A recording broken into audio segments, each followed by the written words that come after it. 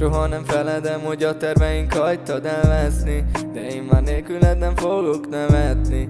Kettőnkért már nem tudok mit tenni. Van pénzem, de boldogságot nem tudok venni. Láttam, hogy rád ír, már végre tudom, hogy nem vagy már csak egy vámpír. De végre tudom, hogy nem te vagy az a lány, aki szeret, aki támogat, aki az a vár. Tudtam, hogy ez lesz, tudtam, hogy egyszer majd te is meg fogsz ölni. Te se vagy más, ugyanolyan vagy, mint a többi. Amíg a piát öntöm, a spanom a cigit tölti. Miattad kezdtem el ártatlanok szívét törni.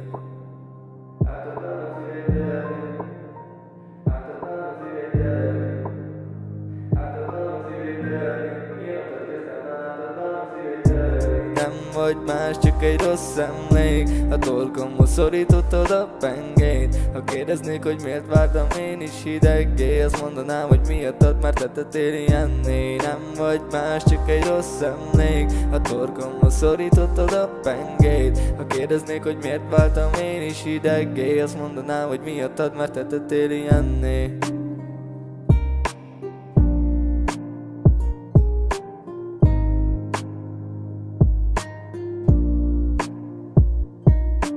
Mostanában jobban magány, mindenkitől távolodok. A szívem emiatt, a ribanc miatt táborodott. Egyedül a szobám mélyén, a sötétben születnek a dalok. Folyton jön a negatív komment, de azokra szarok. A zsaruk is jönnek, mert a számba teker cigi. Hajnali 2 óráig zeneírás, aztán pi. Egy ördög mellett piázok, minden este tényleg. Minden közös tervünk kapok az éven égnek.